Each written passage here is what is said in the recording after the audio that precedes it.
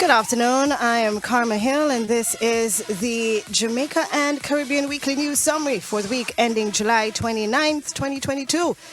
The Jamaica Weekly News Summary is brought to you by Jamaicans.com and the HUBB Media Group. This week's top news stories. Jamaican Tourism Minister promotes shared CARICOM visa.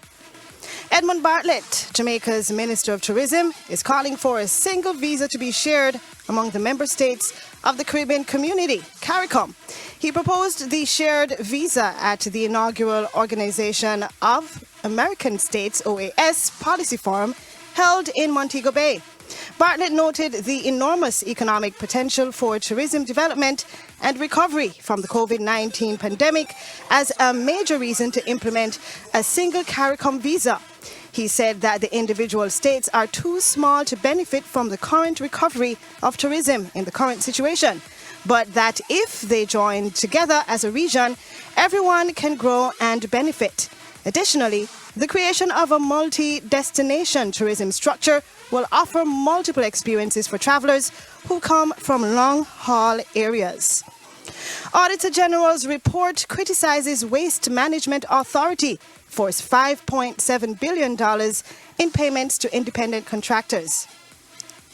Although the Jamaica's National Solid Waste Management Authority, NSWMA, lacks a system to weight the amount of garbage collected at its 8 disposal sites on the island, it has paid out nearly $6 billion to independent contractors, according to a performance audit by the Auditor General's Department tabled at the House of Representatives.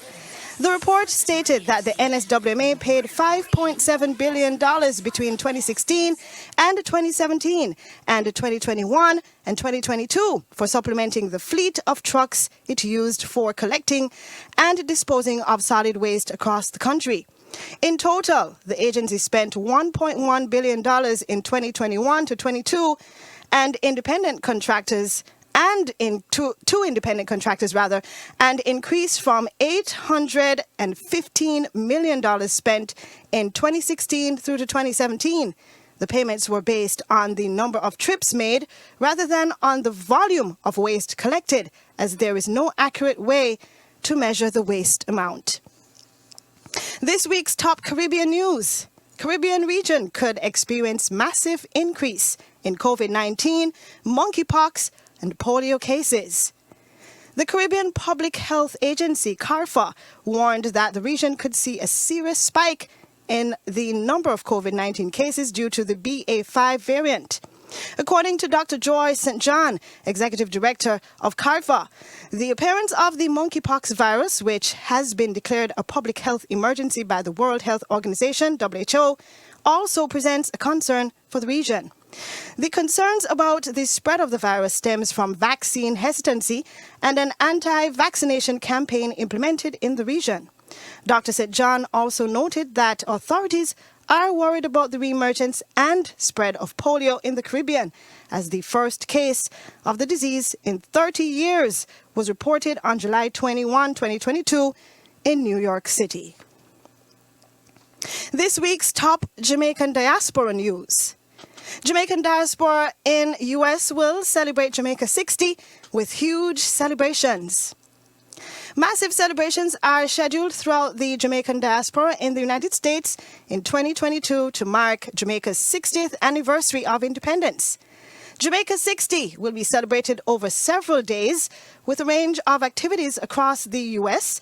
in locations that include Washington, D.C., metropolitan area, Pennsylvania, New Jersey, Georgia, Florida, California, Seattle, Illinois, and New York. Events organized by the Jamaican Embassy, consulates in New York and Miami, honorary consuls, and multiple diaspora organizations will occur following the official kickoff of the celebration on Thursday, July 28, with an online town hall meeting hosted by Audrey Marks, Jamaica's ambassador to the U.S. Marks will provide updates on planned activities, including the Jamaica 60 Gala on August 13, the two-day World Reggae Festival in Washington, D.C. on August 20 and 21, and the launch of celebrations in New York and other cities on Independence Day, August 6. This week's top business news. Jamaica receives 2 Travel and Leisure World's Best Awards for 2022. Jamaica remains one of the top destinations for tourists in the world, as evidenced by its recognition by Travel and Leisure, a major global travel brand, with 2 awards for 2022. The brand honored Jamaica in 2 categories of the world's best awards. The island was listed among the 25 best islands in the Caribbean, and 6 Jamaican resorts properties were included in the 25 best resort hotels in the Caribbean, more than any other Caribbean destination.